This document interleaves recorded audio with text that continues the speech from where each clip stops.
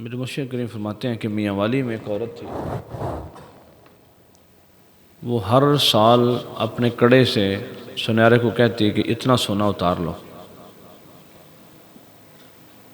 تو کئی سالوں کے بعد جب اس نے اس کو تولا تو اتنا ہی وزن تھا جتنا زیادہ اس کے باپ نے اس کو دیا تھا۔ اب وہ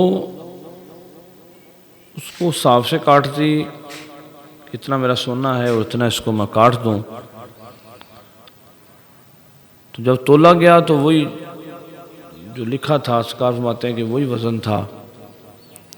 زکوٰۃ جو ہوتی ہے یہ مال کا میل ہوتی ہے،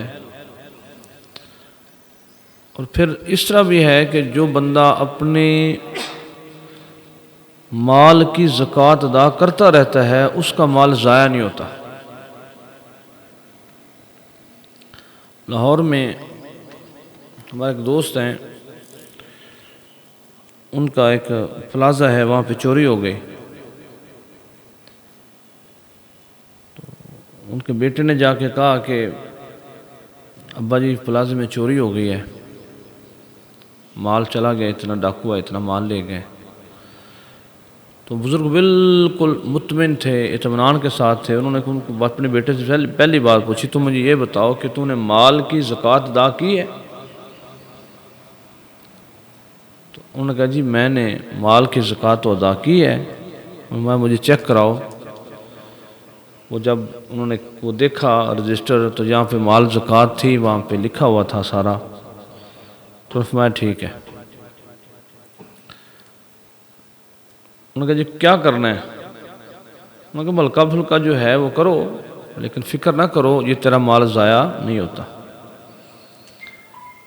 3 ماہ بعد وہ جو ڈاکو تھے، وہ چور تھے، وہ اسی طرح وہ پورے کا پورا بیگ جو ان کو واپس مل گیا۔ اور پھر جب اسلام میں زکوٰۃ کا رواج عام تھا، غالباً سیدنا عمر فاروق رضی اللہ عنہ کے دور مبارک میں زکوٰۃ میں کوفہ کی طرف یا کوفہ والوں نے مدینہ پاک کی طرف 70 اونٹ بھیجے مال زکوٰۃ کے۔ تو انہوں نے کہا کہ مدینہ المنورہ میں کوئی بندہ ایسا نہیں ہے جس کو زکوٰۃ کی ضرورت ہو، اس کو اسی علاقوں میں تقسیم کیا جائے۔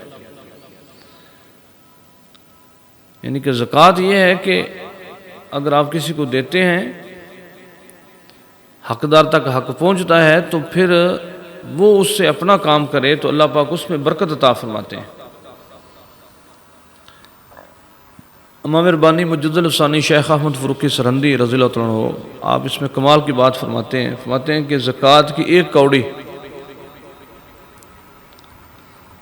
اور غیر زکوٰۃ کا جو صدقہ ہے وہ لاکھوں میں، مطلب جو 1 کوڑی کا مرتبہ ہے وہ دوسرے صدقے کا مرتبہ نہیں ہے، اس لیے کہ وہ فرض ہے۔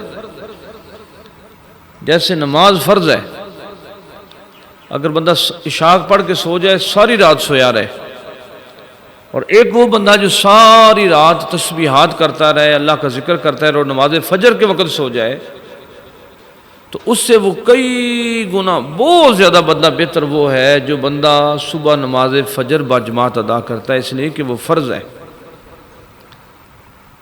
فرض جو ہے اس کو نوافل پہنچ سکتے نہیں ہے۔ غالباً امام ربانی مجد الثانی رضی اللہ عنہ کا اور قول مبارک ہے کہ پوری زندگی کے نوافل جو ہیں وہ ایک طرف،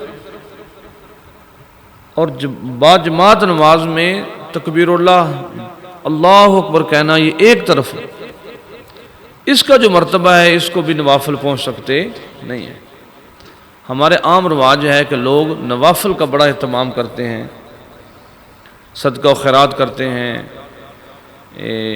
محرموں میں دیگے دیتے ہیں، ربیع الاول میں دیگے دیتے ہیں، اور بڑا کچھ محفل میلاد شریف بہت زیادہ خرچ کرتے ہیں۔ لیکن جب ان کو پاس بیٹھ کے پوچھا جاتا ہے کہ آپ زکوٰۃ دیتے ہیں، تو کہتے ہیں کہ نہیں، زکوٰۃ ہم نہیں دیتے۔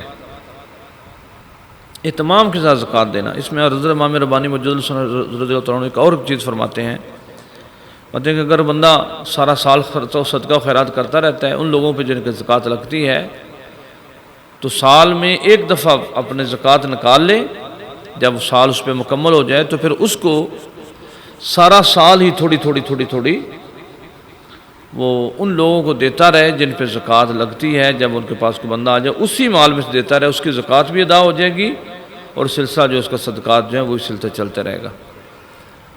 حضرت مبارک صلی رحمۃ اللہ علیہ، آپ کا معمول مبارک تھا کہ آپ جتنے آپ کے پاس پیسے ہوتے، بعض دفعہ ایسا ہوتا کہ روزانہ ان کی زکوٰۃ نکالتے۔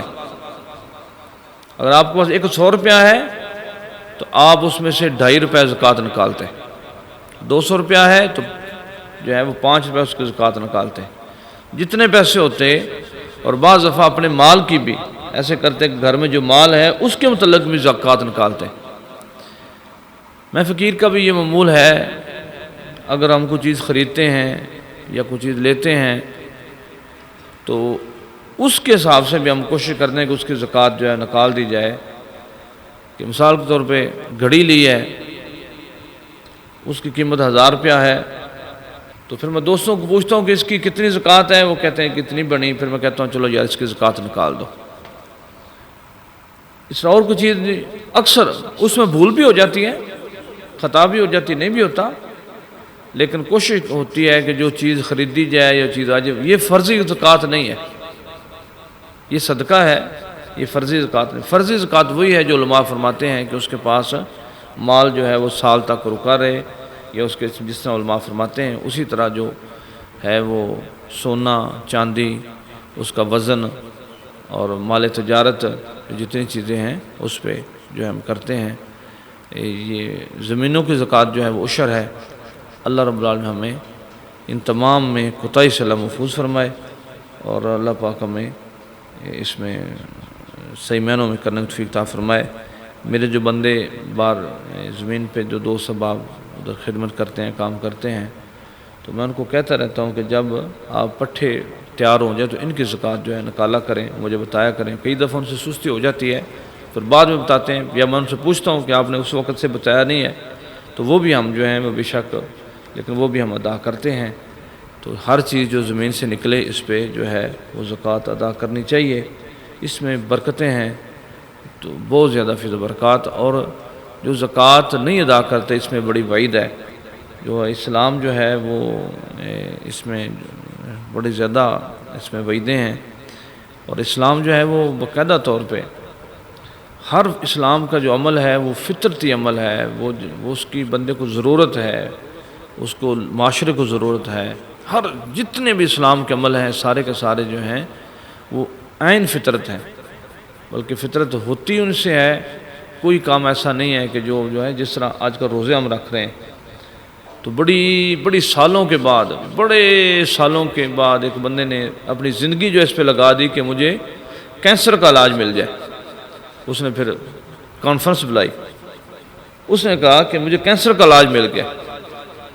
جاپانی ڈاکٹر نے کہا مجھے کینسر کا علاج مل گیا۔ تو انہوں نے کہا کینسر کا علاج کیا ہے؟ اس نے کہا کینسر کا علاج یہ ہے کہ بندہ سال میں 31 مہینہ جو ہے، سال میں 1 مہینہ جو ہے وہ ایسے گزارے کہ سورج چڑھنے سے پہلے کچھ کھائے اور سورج غروب ہونے تک کچھ بھی نہ کھائے نہ پیے، اس کا کینسر ختم ہو جائے گا۔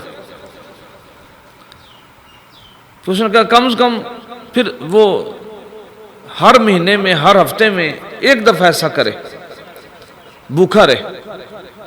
اس نے اس کے جسم کے جتنے ردی مادے ہوں گے، جب معدے کو بھوک لگے گی تو خود بخود وہ ردی مادے جو ہیں وہ کھینچ لے گا، اور وہ جسم جو ہے اپنے اس خوراک میں لے آئے گا، وہ جسم کو اندر اس کو وہ ضائع کر دے گا، جسم سے نکال دے گا۔ یہ اس بندے نے جو ہے وہ لوگوں کو بتایا کہ میں نے یہ کھوج نکال لی ہے، تو لوگ حیران ہو گئے۔ انہوں نے کہا یہ تو مسلمانوں کے مذہب میں رمضان کا مہینہ ہے، اور کئی بیماریاں ایسی ہیں کہ جس کا علاج سوائے روزے کے ہو اور دوسرا کوئی علاج نہیں ہے۔